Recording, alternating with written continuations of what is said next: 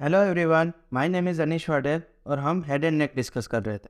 Last video में हमने triangles of neck का बेसिक ओरिएंटेशन ले लिया और कैसे हम अप्रोच करेंगे और इंट्रोडक्शन कर लिया था। ठीक है, तो आज हम particularly posterior triangle of neck cover करेंगे। उसमें सबसे पहले हम बाउंड्रीज डिस्कस करेंगे, फिर डिविजन्स, फिर रूफ, फ्लोर, कंटेंट और क्लिनिकल एनाटॉमी। देखो, मैंने पोस्टीरियर ट्रायंगल को इस फॉर्म में इसीलिए अरेंज किया है ताकि आपको क्लिनिकल एनाटॉमी इजीली और आसानी से समझ में आ जाए। ठीक है, और तो और अगर यूनिवर्सिटी एग्जाम में क्वेश्चन भी आए ना तो आप भी इसी फॉर्मेट में लिखना।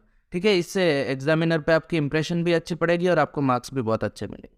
देखो, बाउंड्रीज और डिविजन्स वो हमने लास्ट वीडियो में जो डायग्राम ड्रॉ किया था उसी में देख लिए थे, तो मैं इसके लिए अलग से डायग्राम ड्रॉ नहीं करने वाला। ये मैं आपको उसी डायग्राम्स में एक्सप्लेन कर देता हूँ। देखो, ये स्टर्नोक्लीडोमास्टोइड के पीछे जो ट्रायंगल फॉर्म हुआ है वो पोस्टीरियर ट्रायंगल है।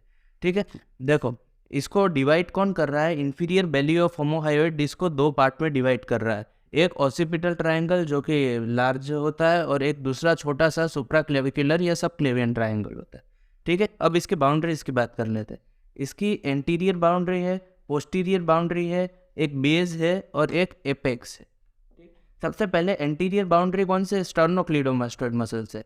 पर स्टर्नोक्लीडोमास्टोइड की भी दो बॉर्डर है, एक एंटीरियर बॉर्डर और एक पोस्टीरियर बॉर्डर।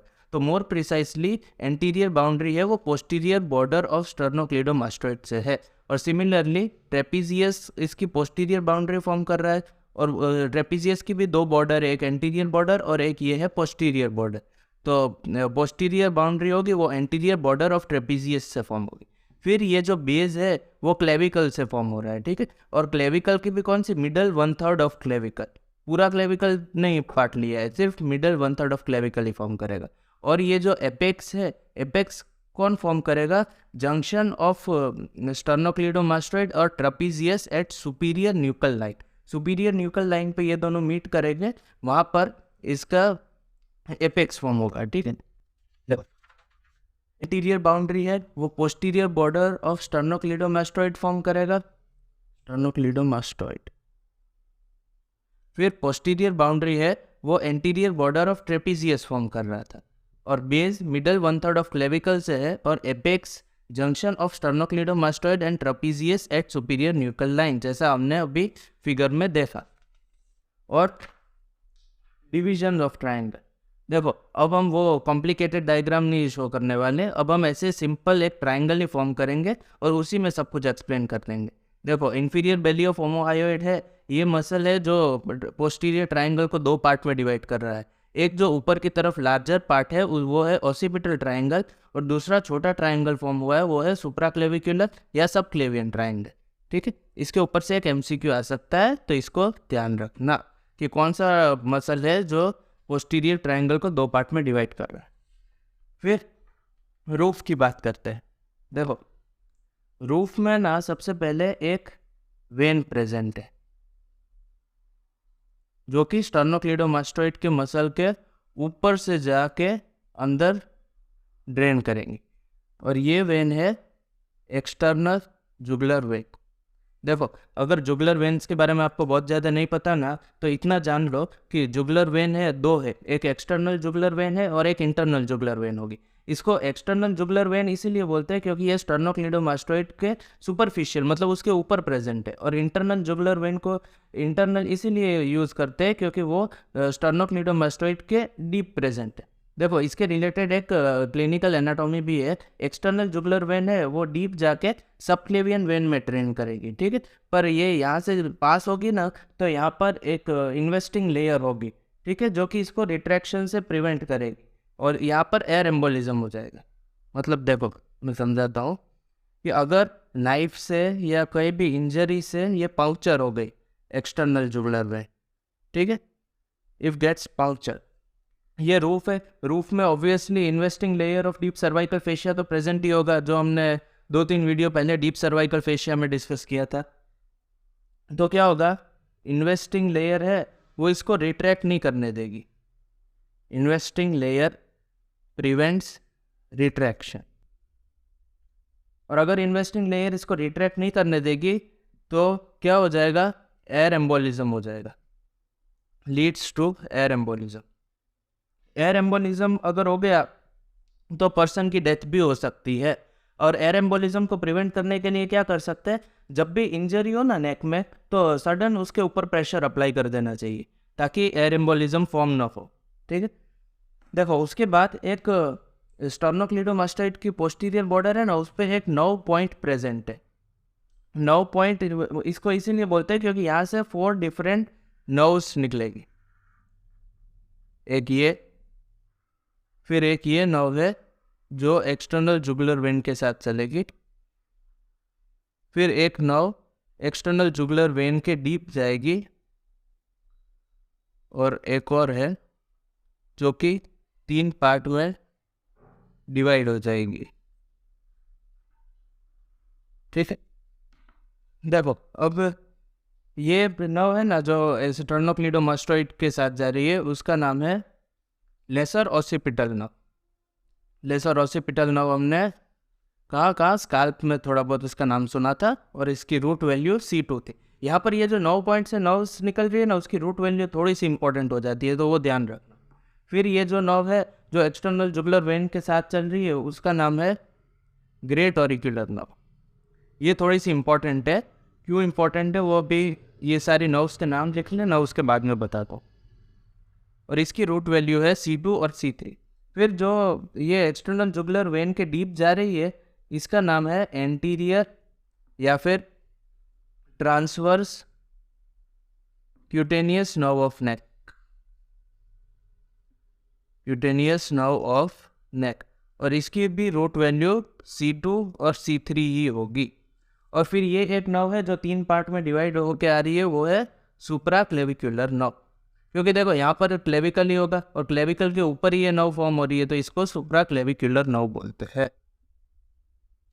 देखो इसमें सबसे इम्पोर्टेंट है ना, ये ग्रेट ऑरिक्यूलर नर्व है, और इसके अलावा ये एक्सटर्नल जुगुलर वेन के ये क्लिनिकल एनाटॉमी इंपॉर्टेंट है कि वो एयर एम्बोलिज्म हो सकता है जब ये external jugular when subclavian vein में जाके ड्रेन करेगी। सबक्लेवियन वेन इधर नहीं दिखा सकते क्योंकि वो पोस्टीरियर ट्राइंगल का कंटेंट है। देखो इसके अलावा रूफ में क्या क्या प्रेजेंट होगा, एक स्किन प्रेजेंट होगी, सुपरफिशियल फेशिया प्रेजेंट होगा। सुपरफिशियल फेशिया में investing layer of deep cervical fascia present होगा, और तो और एक मसल ऑफ फेशियल एक्सप्रेशन भी है प्लेटिज्म, वो भी प्रेजेंट होगा। ठीक है, तो इसको मैं यहाँ शो तो नहीं कर सकता फिगर में, पर मैंने इसको अलग से लिख दिया है। देखो सबसे पहले स्किन प्रेजेंट होगी, फिर सुपरफिशियल फेशिया में इतने सारे कंटेंट्स प्रेजेंट होंगे। एक तो प्लेटिज्मा जो मसल्स ऑफ फेशियल एक्सप्रेशन है, फिर investing layer of deep cervical fascia, और उसके बाद ये सारे कंटेंट है वो तो हमने फिगर में देख ही लिए। एक एक्सटर्नल जुगुलर वेन, फिर lesser occipital nerve, great auricular nerve, transverse cutaneous nerve of neck और सुप्राक्लेविकुलर नर्व। देखो मैंने बोला था कि ग्रेट ऑरिक्यूलर नर्व इंपॉर्टेंट है, क्यों? क्योंकि ये एक्सटर्नल जुगुलर वेन के साथ रन करती है, और इसके नाम में ये ऑरिक्यूलर मतलब ये skin of lobule of year को सप्लाई करेगी। ठीक है, और एक और चीज़ को सप्लाई करेगी, supply skin at angle of mandible, और ये एंगल ऑफ मैंडिबल पे स्किन को सप्लाई करेगी ना, ये इसका इंपॉर्टेंट पॉइंट बन जाता है MCQ के लिए, क्योंकि ये अकेली नर्व है ट्राइजेमिनल नर्व के अलावा जो सेंसेशंस फ्रॉम फेस लेगी, मतलब फेस से सेंसेशंस लेने वाली ये अकेली नर्व है ट्राइजेमिनल नर्व के अलावा। और जहाँ पर एक्सेप्शन आया वहाँ पर MCQ बन सकता है, तो इसको ध्यान रखना, ये MCQ आ सकता है। ठीक है, रूफ में इतना ही था। नेक्स्ट हम फ्लोर की तरफ चलते। देखो फ्लोर है ना 6 मसल्स फॉर्म करते हैं। ठीक है, वो कौन कौन से है? एक ये है सेमीस्पाइनलिस कैपाइटिस। ये मसल्स के बारे में तुमको बहुत डिटेल में जानना ज़रूरी नहीं है, इनके सिर्फ नाम पता होने चाहिए। सेमीस्पाइनलिस कैपाइटिस के बाद है स्प्लीनियस कैपाइटिस, फिर लिवेटर स्केप्युले, और ये है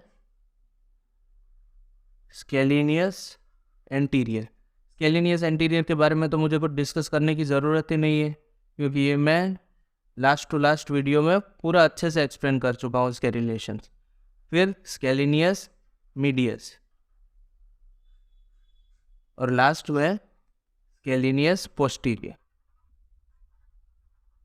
देखो ये सारे मसल्स हैं ना, देखो एक बार ये इन दोनों मसल्स में कंफ्यूज मत होना, बाकी के 4 मसल्स तो आप आराम से याद कर लोगे। ये सेमी स्पाइनलिस कैपाइटिस पहले वो है, क्योंकि ये सेमी ऐसे याद रखो, सेमी मतलब हाफ, तो मतलब हाफ पहले आएगा, तो सेमी स्पाइनलिस कैपाइटिस, फिर स्प्लिनियस कैपाइटिस, फिर लिवेटर स्कैपुले, इसका और डिस्कशन अपर लिम्ब में आता है, फिर स्केलिनियस एंटीरियर, मीडियस और पोस्टीरियर।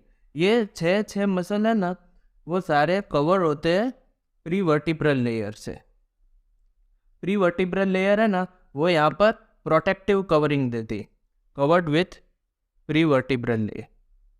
देखो कैसे प्रोटेक्टिव कवरिंग देगी, ये मसल्स प्रेजेंट है, इसके ऊपर कंटेंट्स प्रेजेंट हो गए, और कंटेंट के भी ऊपर प्री वर्टिब्रल लेयर प्रेजेंट होती है ताकि इंजरी ना हो कंटेंट की।